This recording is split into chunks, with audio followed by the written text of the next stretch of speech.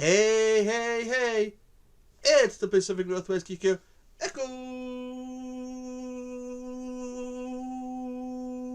Hero here. Cha, cha, wah, cha. And I'm here to give you guys a retrospective of my thoughts on the Ghostbuster franchise, as well as try to do a non-spoiler review of the 2024 Ghostbusters movie, Ghostbuster Frozen Empire. That's right. The guy who only usually talks about older movies, with 2023 usually being about as new as they get, is going to be talking about a movie still currently in the theater, that just came out. So let's start from the top. 1984. I was 5 years old in June of 1985. I would turn 6 in October of that year when Ghostbusters, the original Ghostbusters movie, came out. This movie told about these three scientists, Peter Venkman, Egon Spengler, and Ray. Now's when I go, I've seen this movie and I just watched Frozen Empire and I can't remember Ray's last name. After an encounter with a ghost in a library, the librarian ghost, whatever they call it, they decide to go and start this whole deal up and go around busting ghosts. Turning this fire station into their headquarters with this ghost containment unit in the basement, and turning an old ambulance-type hearse vehicle into this vehicle where they can use to go bust ghosts. The Ecto one.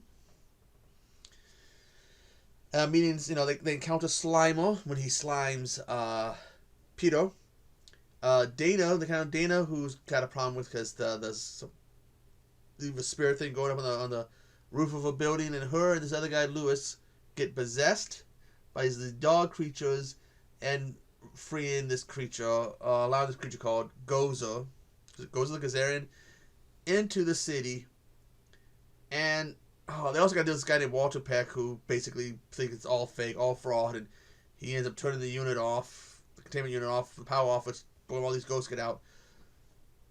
This movie has awesome effects for 1984. They got some practical effects. They do.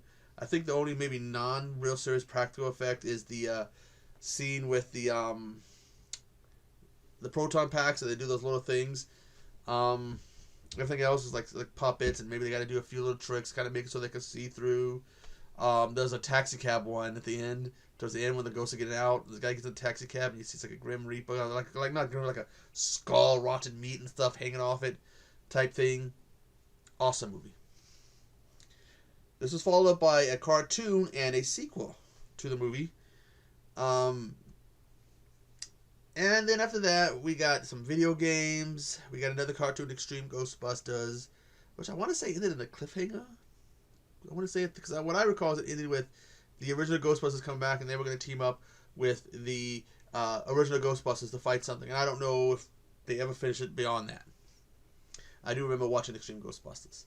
But otherwise, again, video games, I think we might have...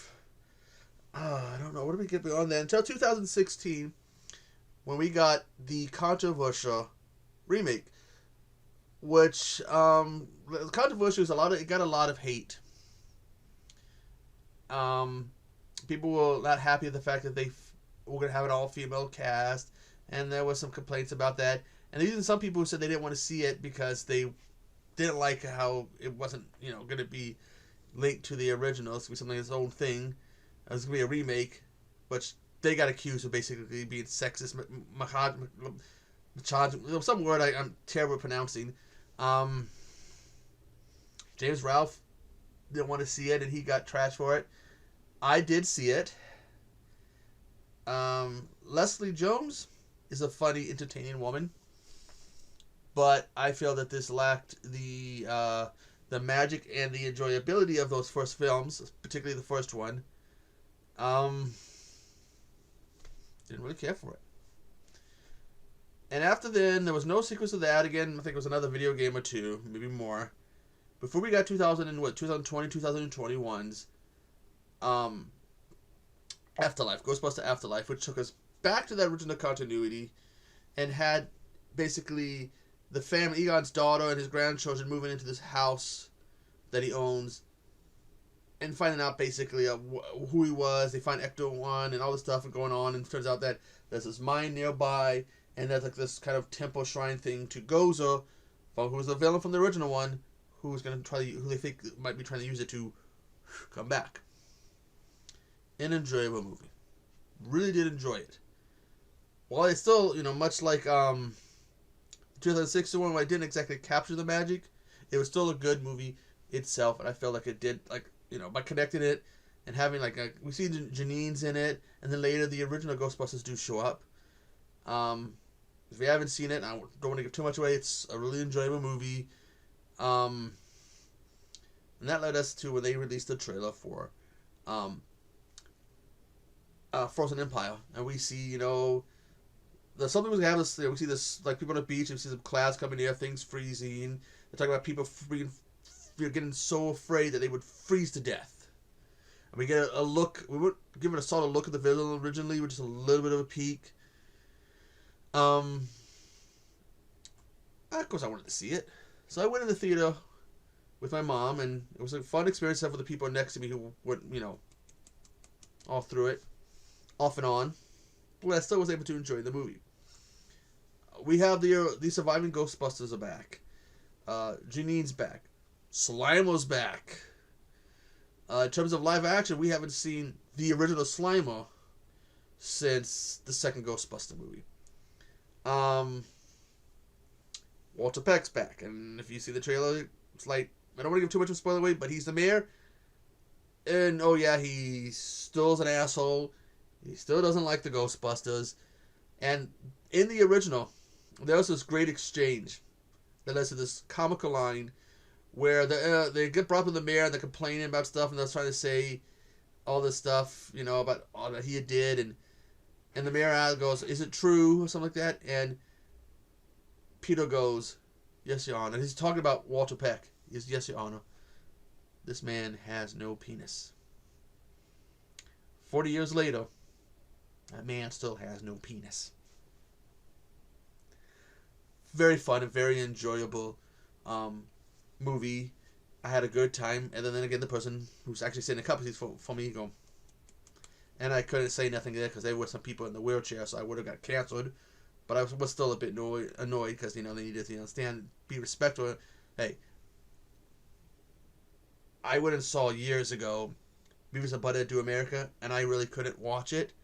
Well, I could watch it, but I couldn't hear anything because a whole bunch of people brought their babies, and they all the way through it. I had to wait for it to come on home media. Now, I will be getting this because I believe I do have the original 2, plus AfterLife.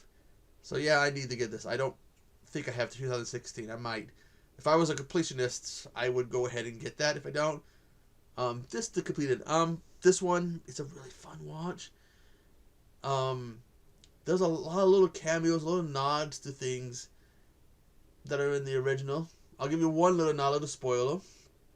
They talk about the Ghostbusters having caused trouble with the Statue of Liberty, and you see a video of the Statue of Liberty walking around by itself.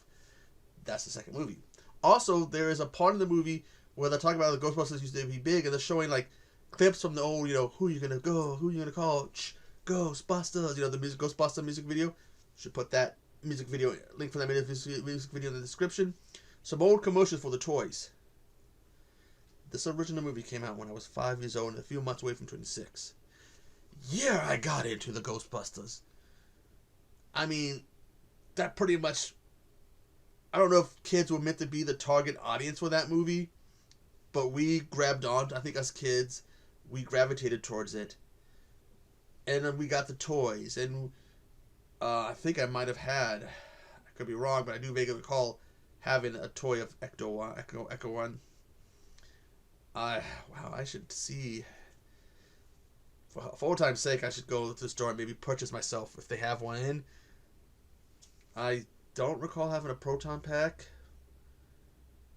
I do remember having some figures, but I don't recall having any the proton pack or the ghost trap or the little PKG meter. If you are old enough, kid back then, when all of this craze was going on with Ghostbusters, did you guys have any of the toys? What were your thoughts on that thing, on the old movie, on the whole franchise? Now this review is all little retrospective is already over 10 minutes. I'm gonna go ahead and end it here because I can go on and on and on and on. I really am a big fan of this franchise, and I am going to be buying this when it comes on home video. It better. Viva physical media! Anyways, I'm the Pacific Northwest Geek, and I will see you on the flip side. Who you gonna call? Ghostbusters. Toodaloo.